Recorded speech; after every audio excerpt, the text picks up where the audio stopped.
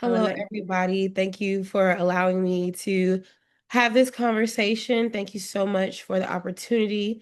Hope you guys rock out, have some fun, learn something. So, I'm going to talk to you guys today about the psychology of pleasure. When you think of the terms psychology of pleasure, I want to highlight two specific words in this full sentence. And the two words I want to highlight is psychology and pleasure. Psychology is defined as the study of the brain, how the brain operates, how the brain moves, and it does it in different ways. It does the science of it, it does the mental health aspect of it, it does all different parts. Psychology is not one linear thing, it is a multitude of things that just deal with the brain. And pleasure is something that isn't linear as well. It is something that talks about various different parts of our body, our soul, our feelings, our mind, and so on. So, I want to ask everyone in the chat, well, how would you define your pleasure? How would you define emotional pleasure? What is something that emotionally gets you there, something that emotionally makes you feel good? Safety and feeling seen, cuddling with my cat, comfort, soft items, being seen by my partner, connecting to nature, connection. I like that you guys saying connection because we're going to talk about connection a little deeper into this web series. So that was something that you could define as emotional pleasure. What is something that you would define as a person? What is physical pleasure for you? Being able to fulfill my needs and others, but ultimately being able to connect with people. I like that one. Long, slower. Okay. Long shower. I'm so slow. Magic one, period. Period. I like that one. What is something that mentally pleases you? What's something that gives you mental satisfaction? Emotional pleasure is presence in my body for me. Noticing sensation. Okay. I like that one, Ivy. Being relaxed, learning, connecting, giving pleasure to others, physical. Okay. Learning, journaling, I like all these examples that you guys are giving. I would say for me, emotional pleasure would be like acts of service, but not just someone else doing the act of service. Like, what would I do for myself? Would I get up and do my skincare routine or buy a new outfit or take myself out on a date? That's something that emotionally gets me excited and keeps me in tune with myself. A physical pleasure would be an orgasm. Like, heck yeah, long, slow, get me there, take me there through the roof, everything else under the sun. And something mental would be being able to sit down and check on family, check on friends, doing things that support who I am as an individual and who I am as a person, rather than what I can do for others, if all that makes sense. So, because pleasure can be defined in so many different ways and the psychology of it is not linear, I'm going to present you guys something that's called sensation versus perception. This is a class that I took in my undergraduate studies. And this was the first psychology class I ever taken. I learned the science behind the mind and the eyes, how different layers of your eyes receives your trauma, receives the things that you see, and how it plays a role into your life, and how sensation correlates to the brain, and what it means for you to feel your different sensories, your different the five senses in your body. How does it relate to you as a person? And what do all these things mean in your overall lifestyle when it comes to pleasure? So a sensation, let me move myself out of the way. A sensation would be defined as something that's like your five senses. So what you hear, what you see, what you smell, what you taste, and what you touch. That is a sensation because it comes from a place of this is what I'm accustomed to doing, what I'm accustomed to feeling. If I eat pizza, I expect to taste cheese. I expect to smell the garlic, smell the pepperoni, so on and so forth. A sensation would be your response to trauma. You if you were the kind of person that used to get whoopings a lot when you were a kid, when you realize how whoopings convert to your adulthood now, what does it do for you? Does it put you in a place of ecstasy or does it put you in a place of traumatic experiences? Does it set you up for a pushback or does it set you up to move forward? That is your response to that said trauma, depending on if you feel like that's traumatizing or not. Empathy is how you feel towards others, how that emotion comes out towards the sensation that you feel. So if you see a cat on a tree and it's about to fall down, the empathetic side of you, the sensation that you get is to save the cat because you don't want nothing to happen to the cat. And sensation can also be identified as your love language. You act upon this, you show this to your partner, or you want people to show this to you because this is what you feel like, this is what you need. Your love languages could be ordered. You could have all of them be something a part of you, but they are ordered in a way of how you want to receive love based on what your experiences are. So a sensation more so as an experience. Whatever has happened in your life, you have now dubbed this or coined this and put it in a pocket and said that this is what I want in response to this. Your sensation can be parallel to your perception. They are parallel to each other, let me say it like that, but they at times cannot be cohesive because, again, your perception is what your eyes take on. So just because you see the cat falling, that doesn't mean you want to save it. You have the sensation that you want to save the cat, but it doesn't mean you saw the cat actually falling. Does that make sense? That could be like a really weird analogy, but I want to know if that makes sense to you guys. Give me a thumbs up or a heart if that makes sense. Okay, cool. The mind also plays into how you have your perception set up. If you are the person where you see someone very attractive in your mind, you start to make up the things that make them attractive. They could be attractive because they have a nice size nose. They could be attractive because they wore a really nice outfit. They could be attractive because of how they smell.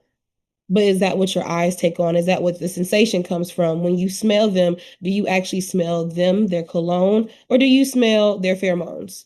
When you look at them, are you looking at them in the sense of this is what they could be, or are you looking at them as if this is what they are? Your relation to your trauma is also your perception. How do you feel about getting whoopings? What do you feel like getting whoopings has done for you as you become older? Do you respond better to certain disciplinary acts because you grew up getting whoopings compared to being able just to sit down and talk about your feelings and your emotions? And then there's a conversation that leads to the next part. So, sensation versus perception is all about how your mind, your thoughts responds to your body, how you see things versus how you feel them, how you perceive things versus how you touch them, how you smell them, how you engage with them. And that leads on to how they can work hand in hand with each other because there's dopamine and sensation, there's happiness.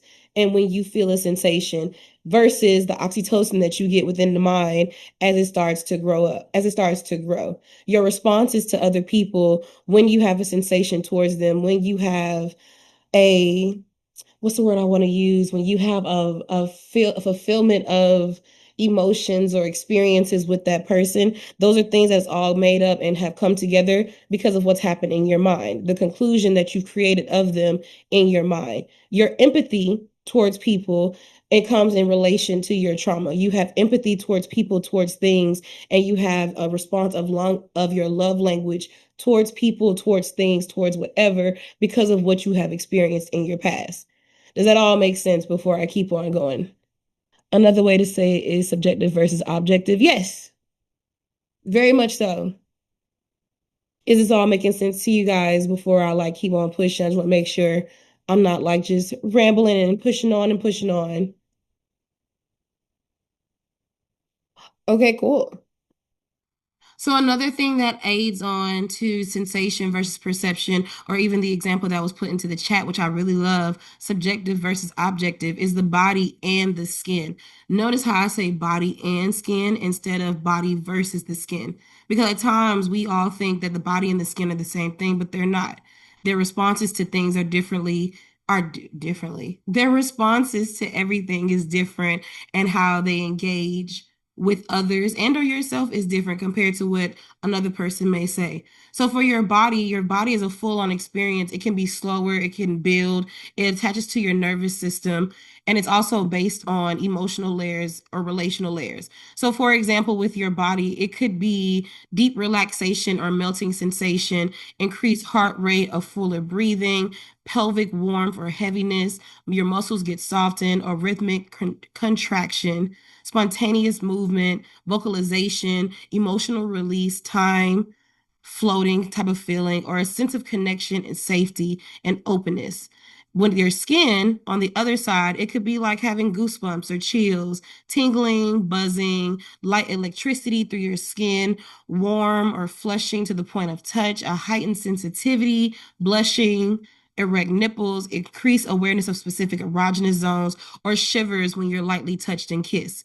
So when it comes to the body and the skin, they can work side by side with each other and they can respond to each other because the skin would say, this is what I feel, or I feel this here in this particular spot. In my elbows is a funny bone, and I feel the tickling sensation within my skin. Whereas the body is like, I feel this everywhere. Imagine like when you're having an orgasm or when you're having an out of body experience. When you're having an out of body experience, you feel it from your head to your toes. You feel like your entire body has reached a complete level of equilibrium compared to when you are just excited or you want to engage with someone or you are just I'm just leave it at excited. You could feel the excitement in one specific spot. You could have like the butterflies or your like they said the skin starts to have goosebumps, your hair start to rise, different things start to happen. And that's the overall difference between the body and the skin, but how they work hand in hand with each other and how they also correlate with each other. Oh, I went backwards. Is communication equals connection. So the body and the skin all work hand in hand with each other, while sensation and perception work next to each other, but they help each other reach the same goal. And the goal always comes down to communication equaling the connection that you want to build. Your communication response to pleasure, these responses are about what feels good and how more of it can happen and optimizing the experience. So, an example where you want to have good communication, you want to optimize the experience, you want to grow on what that is by thinking of things like, oh, that feels good, keep doing that. You want something slower, faster, or harder. Can you be touched right there? I'm close, don't stop. That turns me on. And that's all things within like the sexual realm, but even in your personal life, do you want to stop going to the gym? Do you want to stop eating healthy foods on a not timely, do you want to eat healthy foods and like a proper agenda? I hope I'm saying that correctly because my brain is all over the place. Do you want to keep up a certain level of consistency with yourself? That is all falls in the realms of healthy communication. And if you don't have healthy communication with yourself and or others, you're not able to really dive into what pleasure has to offer because pleasure at the end of the day comes from how you feel. You know how you feel based on your life experiences, and then you go back and communicate it. Sensation, perception, body, skin. They all layer each other one by one. And when it comes to communication on a psychological level, it focuses on desire, arousal, reward, and conditioning. It is driven by dopamine and anticipation, often performance oriented. There's clear, directive, efficient commentary, and it answers the question, how can we increase this? Communication all works in response to the connection. If you have great communication, you've now built a stronger connection with the person or with yourself. Because if you have direct communication, it reflects how you want that works out, how you would like for that to work out in your everyday life. While communication is performance oriented, the connection has now turned into making sure that every time you want to experience this pleasurable moment, every time you want to wake up and say, I would like to experience pleasure, you have now put yourself in the space where pleasure is always and the only option. Communication is sensation focused, trying to understand what you want, how you want it, when you want it, where you want it, so on and so forth. And the connection now makes it meaningful. And of course, as the last example shows, it builds arousal. And once you've built the arousal, you have now created a safe space for intimacy, understanding, honesty, and just overall a sense of awareness and a sense of being able to just see how it is that you feel. In all these things, sensation versus perception, body and skin, communication equals connection, it all falls under the realm excuse me, it all falls under the realm of how you view pleasure. And we all view pleasure differently, as we all saw in the examples earlier, that pleasure is not linear. We all have different ways that we interpret it, how we want to receive it, and how we push it out into the world. But where our pleasure comes from, all comes from our place of our brain. And our brain holds so many memories and so many different things throughout life. Point blank, period. So, in review of all of this, and then we're going to do an activity together. If you have like a pen, paper, pencil, I suggest you like get it close by you because we're going to do two activities that kind of correlate with pleasure for ourselves and how we communicate pleasure to ourselves and to others. But as a review, pleasure and the mind are not one-sided. You cannot say that I like pleasure like this because of this, that, and the third. That's not always the simplest answer that you can give to people or give to yourself. You may say it as like a push off or as a what is the statement? When people just try to say something just to answer the question, but they never sat down and thought about it. Your pleasure is not just one thing because your mind is made up of multiple parts. So pleasure comes from different places. Your life experiences make up your likes and your dislikes.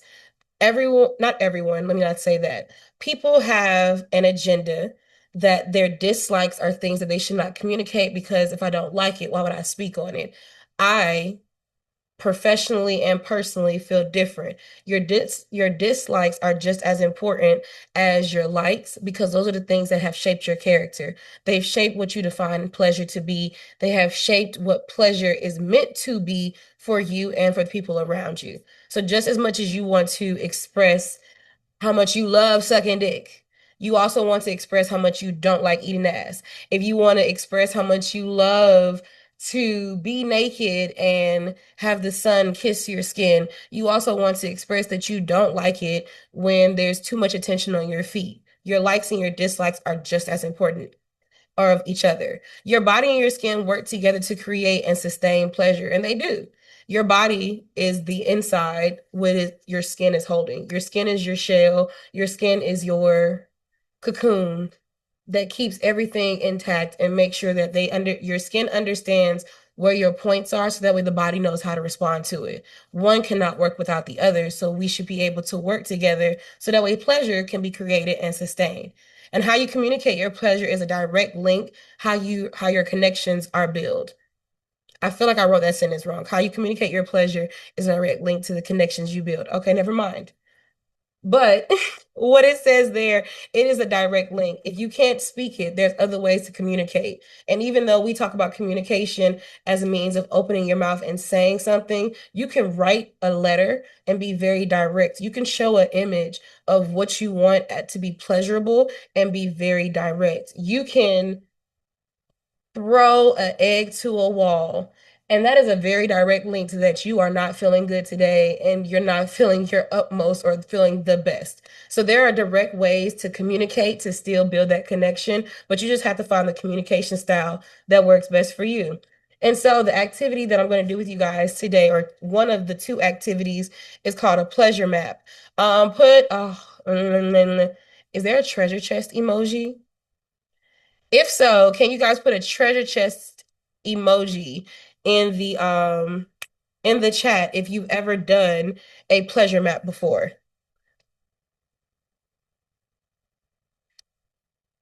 If you've never done it before, thank you. If you've never done it before, put never.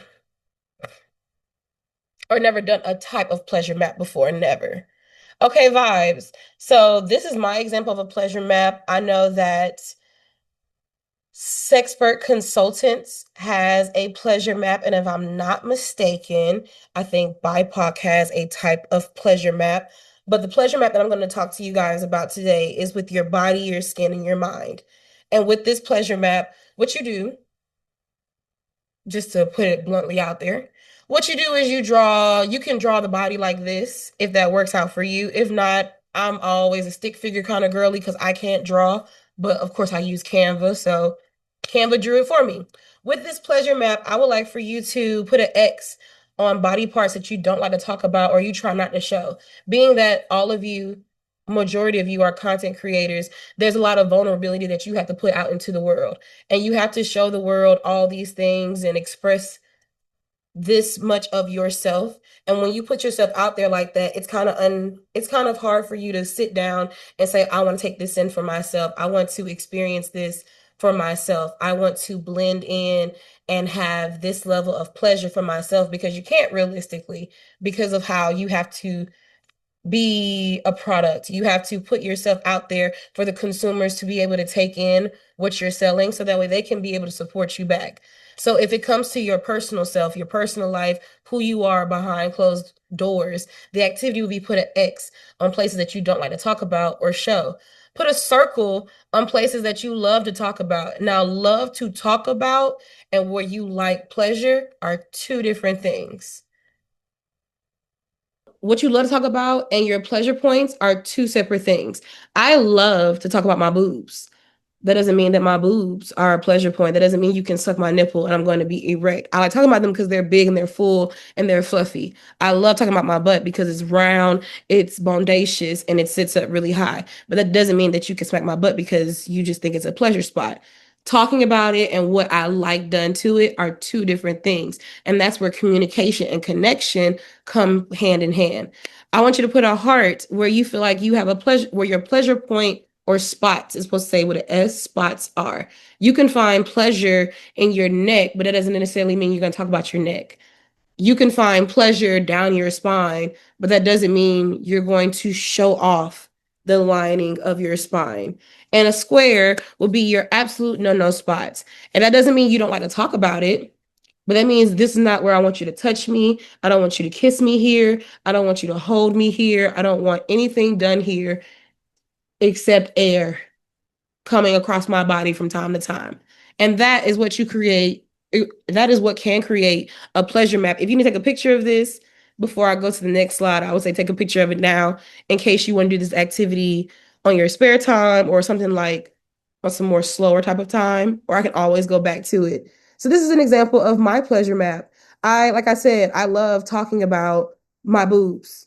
That doesn't necessarily mean I want you to do anything to them. I just like talking about it. I don't like talking about my stomach or like my abdomen area because it's a place of insecurities that I may have experienced in the past or just present day trauma or traumatizing connections that I have with my abdomen area. I don't want you touching the back of my legs, my calves. What is down there for you? Nothing. Nothing needs to touch it but air. Don't touch my shoulders. Don't even think about doing anything to these because what is the point of it? My pleasure points where I love to feel pleasure, a sensation, a something released from my body is my mind, my hair, my neck, in between my thighs, and so on and so forth. Now, this may be a basic pleasure map on my experiences, but these are my experiences based off of my traumatizing past or my traumatizing present that I've now used as a way to cope with myself, to create coping mechanisms and to be able to work on myself and or others. Excuse me. And all these things come into play when you're able to sit down and recognize what is a sensation for you. When you realize what a sensation is, figure out where that perspective came from. Is this a sensation because you chose to have this be a sensation? Is it because someone else put this upon you? Is it because you saw something on television, you read an article, whatever, and now has shaped your mindset into thinking that this is what I do like and this is what I don't like, and be able to discuss it. Once you figured out what your sensation versus your perspective is, that leads into how your body and your skin reacts to it. Once your mind has made it up, you've now placed it upon your skin to say like, okay, this is what I feel, this is what I want to do, this is how I want to experience it, and then the body naturally reacts to it. Once all of that is done with you and done within yourself, you now have the ability to communicate it. And who you communicate it to does matter because some people are not allowed to do I want to say allowed? Some people are not worth understanding your pleasure, understanding who you are as an individual and how pleasure relates to you. If you are doing content, then obviously when you're in a content situation, pleasure is always a forefront and consent is always just as much of a forefront in that conversation. However, when it comes to your personal life, which is what we're mainly talking about in this summit, in your personal life, pleasure is not as open and as free and as direct as we would like for it to be compared to when we're on set or we're in content situations, we're answering questions with the set directors and the PAs and all that other kind of stuff. It's a little bit different. So how you communicate your pleasure and how you communicate your pleasure map, this overall thing, is how life comes out for you. When you have the direct links, the direct verbiage, the direct pictures or images or videos to show what it is that you want and what you like and what you dislike, it now transfers over into your personal life. And so, not in summary, but that was the webinar about psychology of pleasure. And again, psychology is the study of the brain, and pleasure is the study of how you receive sensational, beautiful, mentally, emotionally, physical, erotic experiences for yourself and for others. And like they said earlier, my name is Selena, but I also go by Fairy. If you want to connect or anything like that, please shoot me a message and I'll send you an email or anything like that, and we can go on from there. Also, again, if you want to be able to do this activity at home or take some time and work on this activity, please take a picture of it and a screenshot. It really does work out great. And even someone had said that this would be great as a consent form working with other people, and this is a beautiful way to be able to do that, especially when you are on set, so that way you don't have to worry about violating consent or anything like that, and just being able to have a fun way to talk about pleasure with other people. I appreciate you guys so so so much, and I'm very thankful that you guys were here. I feel like I can very easily and confidently express my needs, wants, dislikes, boundaries, and sexual, but I really struggle to do the same with myself in my normal life. People pleasing comes from a place of your past experiences. If your past experiences have always put you in a position where everyone else is more important than you have to find a way to make you the main character in your story. Because you're always the main character in your story. And then if you gotta be the villain in that story, sometimes it's okay to be the villain. Sometimes it's okay to be the antichrist. Everyone doesn't always have to be a superhero because superheroes want to save everybody. Do you want to save everybody or do you want to just save yourself? Okay, I've made myself a priority in bed. Not much otherwise yet. That's very helpful. The bed can be a priority. The bed is beautiful. The bed is a peaceful place, but sometimes the bed is also a distraction. So is your bed a distraction or is it a priority? Because there's a distinct difference. Do you want to be distracted or do you want to prioritize your mental health? What effects do you think sexual harm or assault has on your pleasure? Various effects, and they all can be different. It doesn't, some people, the effects do not happen right then and there. Some effects happen later on down the line. Some effects come from, let me rewind. If you want to identify how sexual harm or assault has affected your pleasure, you first have to identify your triggers. What has triggered this moment to come up? If someone grabs your wrist, if someone grabs your neck, if you get pop spanked, what are things that triggers you to think about it? Then when you get into the moment where you recognize your triggers, how do you respond to it? Are you shutting down? Are you opening up? Are you talking about it? Are you going on Twitter/X and venting about your emotions? Do you have a comfort person like a therapist, a friend, a homebody that can be there and aid you in the moments where you feel low? And then once you figure out those feelings, you then do what you can to counteract that. However, it can have a lot of effects on your body. It can have a lot of effects on your mind, especially if you have not taken the time to recognize those things and try to,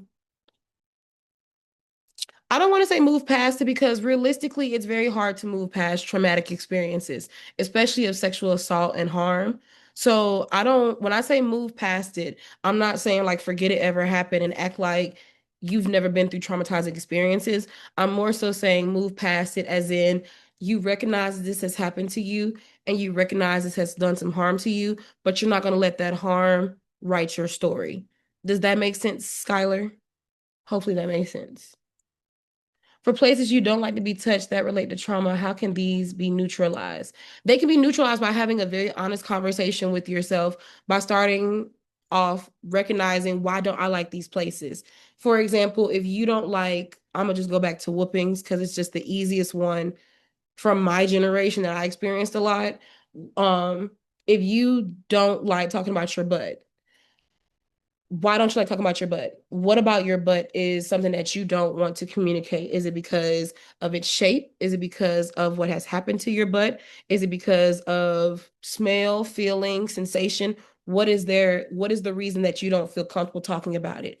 Once you figure out what is the reason, we can now work on some ways to try making it a comfortable conversation. How can it become comfortable? It could be by going to the gym and reshaping what your butt can look like or can be for yourself. It could be figuring out perfumes or scents that accent or that complement, excuse me, your natural pheromones and who you are as a person. It could be other things that you could work on, but it all just depends on when are you going to sit down and recognize where these insecurities or flaws come from, and then start to work on how you can rewrite it, rewrite the story that you have that was predestined for you. I just wish I felt powerful and confident in real life as between the sheets. Well, why don't you? What about real life is more, how can I ask this question to Brianna? What about real life is more than the internet? What is the start about real life that makes you like push back? What about when sex work has killed your sexual desire and created an aversion to sex for you? Has sex work killed your sexual desire, or has the art of what you are doing stopped your desire? What about sex work has killed the desire for you? Because it could be like, whatever you do for sex work, it could be either the people that you engage with, the content partners that you share and align spirits with. Those could be the people that could be causing the pushback for you. It could be the kind of content that you create. It might be a place where you're not in that space anymore. Do you want to elevate and move on to something else? Do you want to always be kissing your fist in content, or do you now want to start kissing your thigh? Like what about sex work in itself has been killed and has been destroyed for you, and how do you want it for it to look for you in the near future? And that's to answer Marcia's question. Many people struggle with saying no even after trauma. What are some gentle ways to practice consent without pressure? What are some gentle ways to practice consent without pressure? That's a beautiful question. What are some gentle ways to practice consent without pressure? A holistic way that also deals with deep breathing and a sense of self. It is like basically saying no, but a holistic way could be taking some time, take like 3, 4 deep breaths in and out, and touching the body parts that you say no to. Like whatever your absolute no-nos are, taking a deep breath and just saying no. And when you get comfortable with saying no, you then be able to come out and say, I don't want this here. This is not where I experience pleasure. It's a gentle way. It's all about saying, I do not follow up with what you don't want in a way that's not, you're scared to say it. Because gentle in consent is always there. It's more about just getting it out and saying it and not being timid. Because when you're timid and you're pushing back from how you want to say it, it's now coming off as either you're scared or it starts to feel like more pressure is building up inside of you. That was a great question, though. Oh my gosh, I love that. How did you begin providing mental health services in the adult community for sex workers? I love to support the community in this capacity.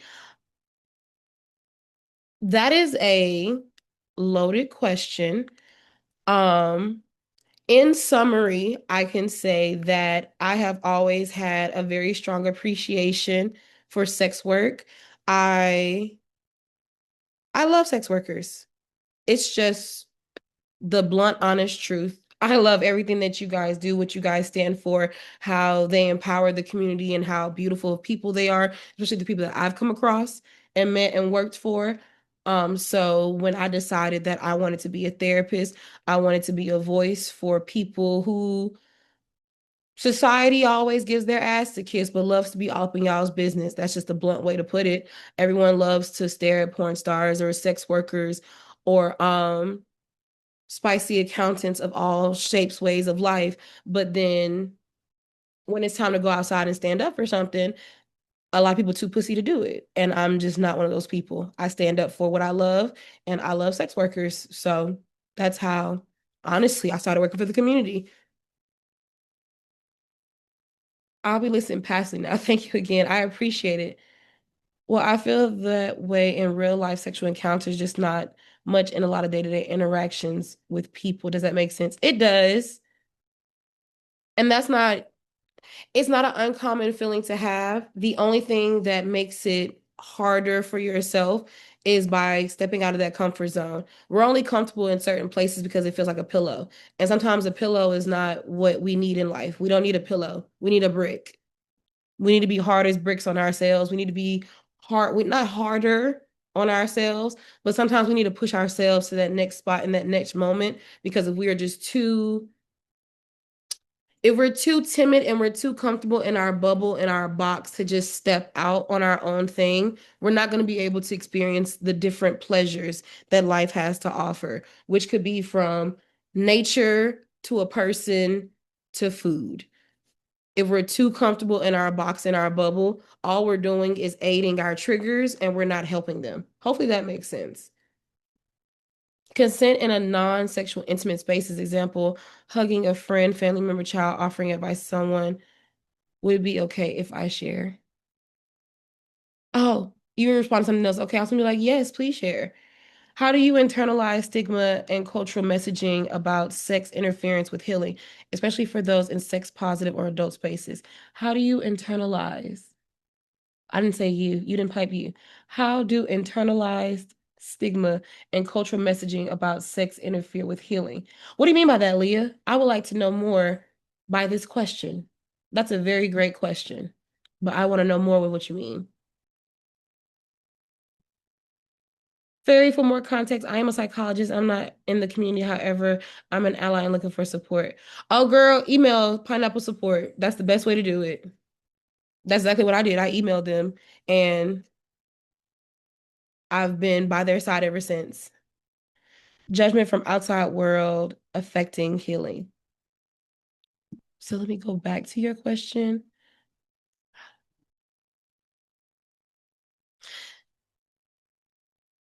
This is a two-part answer.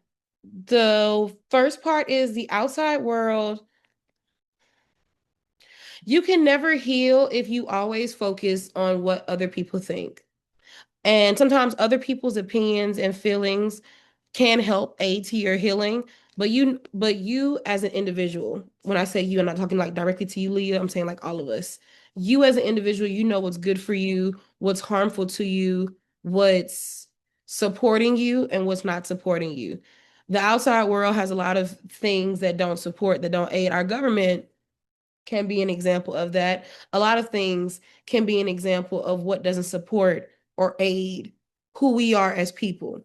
So sometimes you have to go against the grain in order for you to be successful. Look at sex work in itself. Sex work is not a job where people can go out and put an application and then you get a phone call back within a certain time frame. Sex work, you are all entrepreneurs. You are all people who have done your thing and you have now done the things that's needed to happen so that way you can create the connections that you do. You go out there and you reach out to people, you sign your contracts, you do all of your work. So if you do all of your work and you put yourself out there, you're your marketing, your entrepreneurship, and you're all these things, why are you consuming how other people view you? So that's the first part to that question. And the second part is, does it affect your healing? It does. It will, you can't heal from everything else. Healing is always internal and healing is always going. You don't heal from something and it's like, okay, now that I'm healed, I'll never be triggered again. I'll never go through this again. I'll never feel this again. And wrong. Healing is recognizing your triggers and being able to counteract them because people are not going to stop triggering you. Let's say your trigger is someone calling you a bitch. People are not going to stop saying the word bitch. Rap music loves to use the word bitch. But if you are you going to stop listening to rap music because you don't like the word bitch? Or are you going to look at yourself and say, okay, you know what? I don't like this word. However, I'm just going to communicate to other people that you don't call me a bitch, but I'm going to I'm still going to listen to my music. I'm still going to live my life. I'm still going to do what it is that I want to do. So healing, realistically, it never stops. It's a continual process and it grows and it grows and it grows. It's more so about how do you respond to your triggers. So if the real world in totality, to Leah's question, if the real world or the outside world, excuse me, is the one that triggers you and affects your healing process, ask yourself these three questions. What about the outside world is affecting me? How do I stay myself in places where I don't feel like myself? And then the last question is, who am I and what do I bring to the world? When you answer those three questions and you can either write it down or say it out loud. When you do those things and you analyze that about yourself, that is now law. That is now your law. For me, who am I? I am Selena and I'm a marriage and family therapist. When I walk outside, that's my law. I'm a therapist and I'm going to act as a therapist and continue to be that into the world. What do I have that I can give to the world? I have my knowledge, I have my education, and I also have a sense of fighting for the people that I care about, aka fighting for sex workers and being an aide and a cheerleader to all sex worker rights. That is now my law. That is what I stand on. That is what I want the world to understand about me. And that is what I'm going to do. And that is how I present myself. And as long as you present yourself like that internally, the world has no choice but to accept it. Or, you can always just slap somebody, but we don't encourage that. Safety first. How can partners support trauma survivors without taking on a rescuer role? How can partners support trauma survivors without taking on a rescuer role? Partners can support trauma survivors by being a great listener, being being a great listener, being a hmm, this is not necessarily, I wouldn't classify this as a rescuer, but it could be being something like a mandated reporter where you're there to help in all ways as long as they are willing to receive it. Receptive, thank you, Charlie, for that, because I was looking for that as well. Receptive, but mainly being a good listener and seeing what it is that the person wants, because some survivors do not necessarily want to go somewhere, be seen by someone, or have to have conversations with multiple people about what is going on. Sometimes they really just want someone to sit down and hear the whole thing and be able to just hold their hand, make them a comfortable meal. You could write them a letter of sincerity, of apology, opening a space for them to be able to feel their feelings and allow them to express themselves without pushback. Because sometimes when the survivors are expressing themselves, there could be things that you hear where it's like you want to ask a question, you want to dive deeper, but you dive in deeper. Are you trying to dive deeper because you want to be nosy? Or are you diving deeper because you actually want to help them? And being nosy and being helpful are definitely two different things. If the survivor wants you to be all up in the business like that, allow them to push it onto you or express it to you without you having to forcefully get it out of them. Hopefully that answers the question. Dealing with internalized shame from religious upbringing and a long history of trauma, I've reached out for substances to did I read that right? I have reached out for substances to present myself as someone you love. How do I approach this subject in a non-judgmental place of self-love? What do you define as self-love? That is where I would suggest you start. What is self-love? Sometimes looking at a bigger picture and saying like, I want this to be my end goal, being good to myself. So if being good to yourself I'm getting tongue tied. If being good to yourself is the definition of self-love, how can you overall be good to yourself? What is it that you can do to become a good person to yourself? And I totally understand what you feel from about the shame of religious upbringings. There could be a long, long conversation of how religion has really shaped a lot of our minds and who we are as individuals and how it's played a role into how we got put in some of our situations today. And with the long history of trauma, it's understandable as to why you might have fell off with like what it means to be for yourself because you have attached your different parts of your history to other things. Let's now rewrite your history in a way where it's not attached to religious upbringing or your long traumatic past. Let's attach who you would like to be to who you are. And if self-love is being good to yourself, how can you? What are some things that needs to be done in order for you to be good to yourself? Super agree. I really appreciate the questions. Are you looking to help and take on some kind of action? Yes, because sometimes as a survivor, we're not looking for answers to questions. Right, religious trauma gang.